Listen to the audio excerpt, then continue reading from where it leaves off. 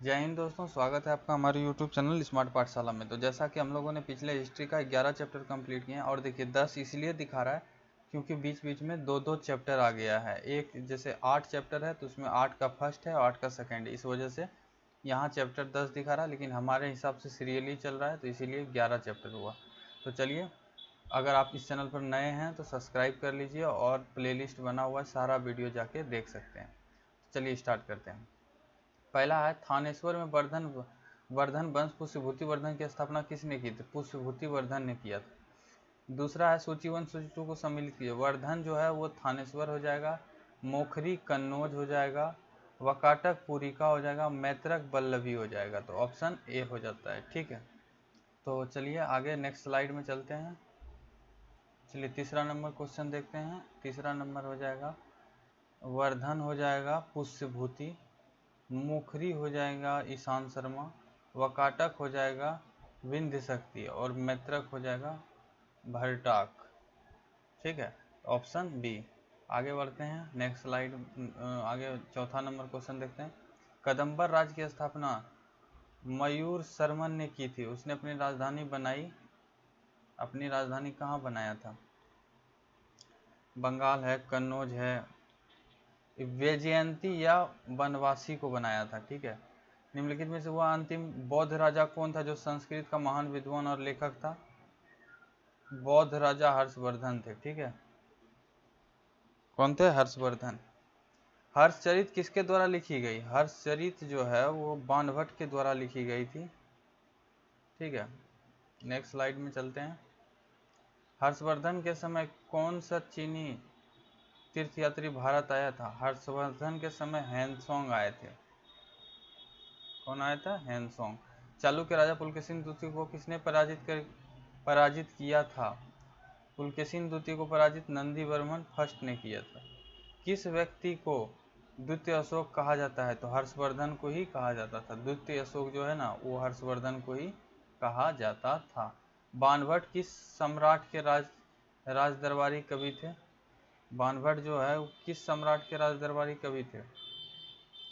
तो ये बाणभट्ट थे हर्षवर्धन के। ठीक है, 11 नंबर हर्ष एवं पुलकेशिन द्वितीय के मध्य हुए संघर्ष की जानकारी कहाँ से मिलती है? तो ये एहोर अभिलेख से मिलती है। पहला नंबर ही हो जाएगा एहोर अभिलेख। देखिए, प्रतापशील हुन हरिन केसरी महाधिराज नामक उपाधि निम्नलिखित में से किसकी थी? महाधिराज की उपाधि जो धारण किया था वो प्रभाकर वर्धन थे। प्रभाकर वर्धन। सम्राट हर्ष ने अपनी राजधानी थानेश्वर से कहाँ स्थानांतरित की? थानेश्वर से कहाँ स्थानांतरित की? तो ये किए थे कन्नौज। ठीक है, सकलो प्रांत किसे कहा गया? सकलो प्रांत किसे कहा गया? हर्षवर्धन को। हैंसोंग ने किसे शिलादित्य कहा है? हैंसोंग ने किसे शिलादित्य कहा है? हर्षवर्धन को। गुप्त वंश के ह्रास के पश्चात उत्तर भारत में बड़े भाग का पुनर्गठन किसने किया? तो ये किए थे हर्षवर्धन।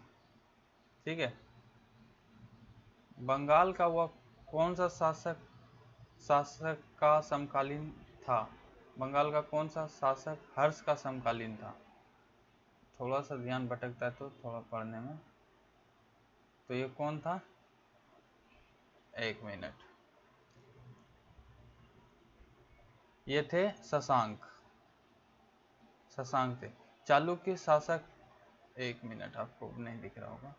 चालुक्य शासन पुलकेशिन द्वितीय ने किस नदी के किनारे हर्षवर्धन को परास्त किया था? कौन सा नदी के किनारे पूछ रहा है? तो नर्मदा नदी के। ठीक है, इस नदी के नर्मदा। हर्ष के शासनकाल में उत्तर भारत का सबसे महत्वपूर्ण शहर कौन सा था? उत्तर भारत में सबसे महत्वपूर्ण शहर तो कन्नौज ही था। चलिए नेक्स्ट स्लाइड में चलते हैं। देखिए, हर्ष की जीवनी किसने लिखी? तो बाणभट्ट ने लिखा था। ठीक है, और हर्षवर्धन अपनी धार्मिक सभा कहाँ किया करता था? प्रयाग में। जो धार्मिक सभा होता था वो कहाँ करता था? प्रयागराज में। ठीक है, 22 नंबर क्वेश्चन देखते हैं। आपको दिख ही रहा हो 22। चलिए, वर्धन वंश की राजधानी थानेश्वर किस प्रदेश में स्थित है? जो थानेश्वर है वो कौन सा प्रदेश में है? हरियाणा में है। किसमें है? हरियाणा में। देखिए ऐसा नहीं है कि आप फाउंडेशन कर लिए तो ऑब्जेक्टिव लगाना बहुत ज़रूरी है। हर्षवर्धन की बहन राजश्री का विवाह किसके साथ हुआ? राजश्री का विवाह पूछ रहा है, किसके साथ हुआ? तो ये मोखरी नरेश ग्रहवर्मा थे। ठीक है, ग्रहवर्मा। आगे बढ़ते हैं। हर्षवर्धन के अग्रज राजवर्धन द्वितीय की हत्या किसने की?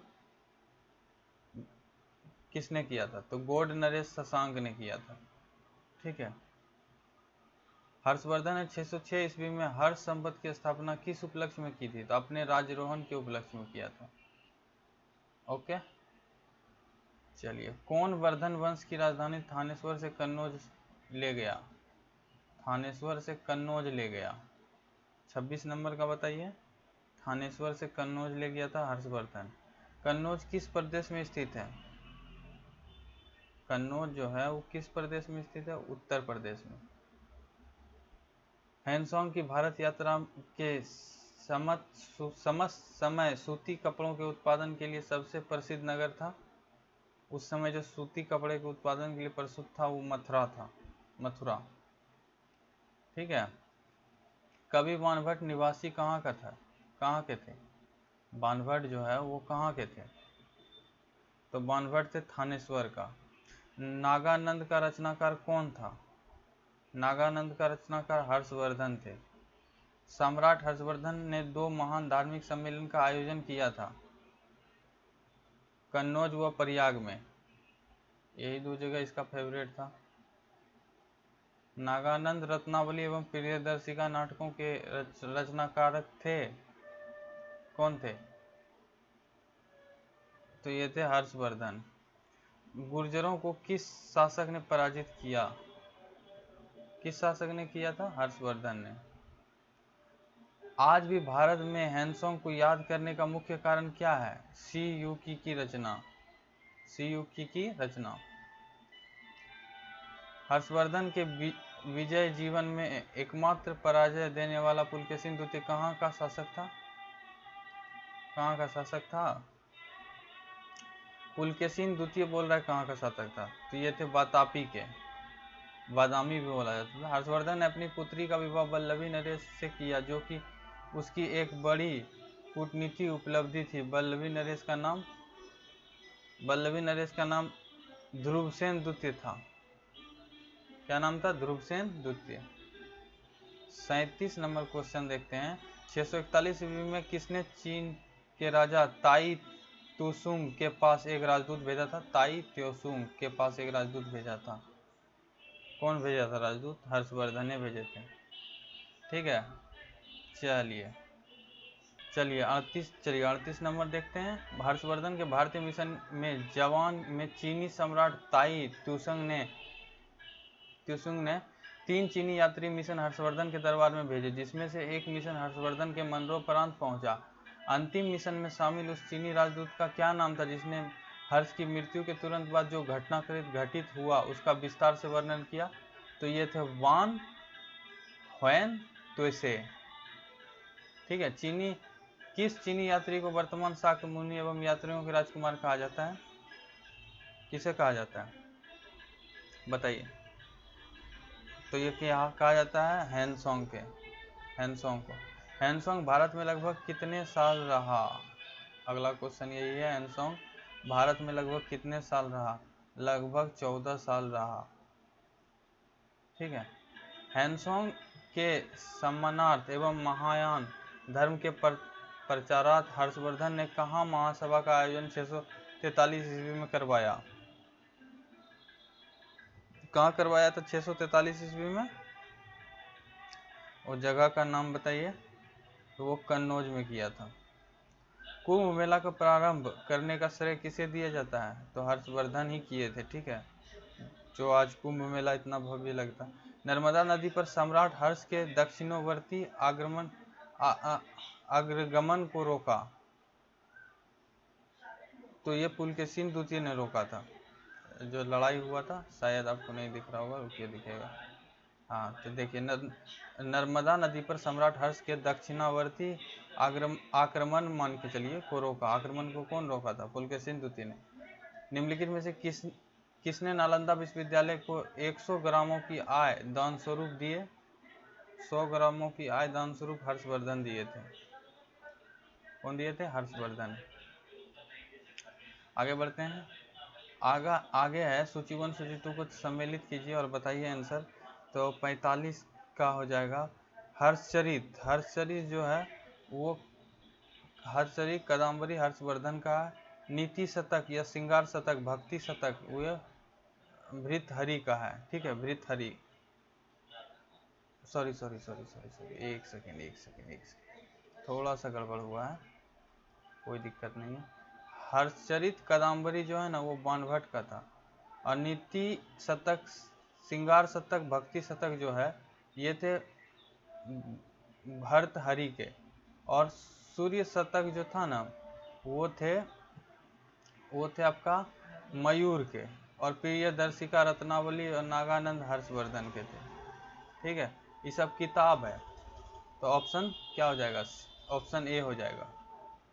निम्नलिखित में से अगला नहीं दिख रहा होगा आपको, एक मिनट। निम्नलिखित में से कौन हर्षवर्धन के दरबार से संवाद नहीं था? हर्षवर्धन के दरबार से संवाद नहीं था, तो ये कालिदास। ठीक है, चलिए तो 47 नंबर देखते हैं। कथन एक कह रहा है हर्षवर्धन ने किसी नवीन शासक प्रणाली को जन्म नहीं दिया, कारण हर्षवर्धन ने गुप्त शासक प्रणाली को कुछ संशोधन के साथ अपनाया। ए आर दोनों सही है, आर ए की व्याख्या करता है। ठीक है, 48 नंबर क्वेश्चन देखते हैं कि कौन सुमेलित नहीं है। ये आपको नहीं दिख रहा होगा, बोल रहा है कौन सुमेलित नहीं है। कौन सही सुमेलित है? उपयुक्त सभी सही सुमेलित है। ठीक है, उपयुक्त में सभी है। जैसे देखिए अवंती है हर्षवर्धन का प्रधानमंत्री, सिंहनाद है महासेनापति, कुंतल है सेनापति, अश्व सेनापति। ठीक है, आगे बढ़ते हैं। किसका कथन है भारत के लोग गर्म मिजाज के हैं, उन्हें जल्दी गुस्सा आता है परंतु ईमानदार होते हैं, भारतीय स्वच्छता प्रेमी है? समझे? ये किसने कहा है? कहा है हैनसोंग ने। घटी यंत्र तुला यंत्र का प्रयोग होता था खेती के सिंचाई के लिए। ठीक है, घटी यंत्र और तुला यंत्र का प्रयोग खेती के सिंचाई के लिए होता था। आगे बढ़ते हैं। निम्नलिखित में से कौन सा वाक्यांश हर्षोत्तर काल मतलब हर्ष के काल में स्रोतों से सामान्यता उल्लंघित हुंडी की प्रकृति स्वरूप को परिभाषित करता है? तो बताइए, जल्दी बताइए। तो ये विनय पत्र है। कौन है? विनय पत्र, विनिमय पत्र है।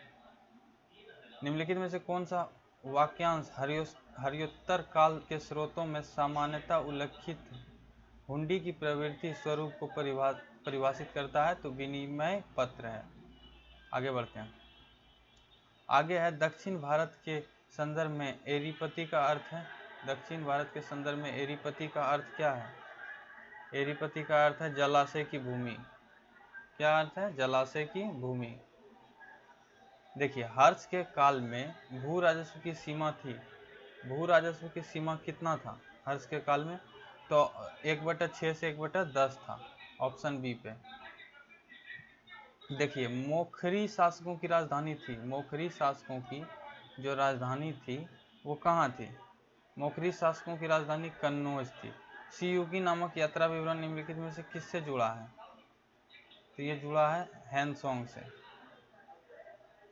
सीयूकी जो है ऑप्शन देख रहे होंगे 55 नंबर, तो ये हैनसोंग से जुड़ा हुआ है। ठीक है, आपको दिखा दें हैनसोंग से। तो देखिए दोस्तों बहुत मेहनत लगता है। अगर इस चैनल पर नए हैं और अच्छा लग रहा है पढ़ने में, सारा सब्जेक्ट का MCQ लगाना चाहते हैं तो आप चैनल को एक बार सब्सक्राइब कर लीजिए और बेल आइकन प्रेस कर दीजिए। डेली अपडेट होता है वीडियो, डेली आप देख सकते हैं और MCQ लगा सकते हैं। चलिए मिलते हैं नेक्स्ट वीडियो में। जय हिंद, जय भारत।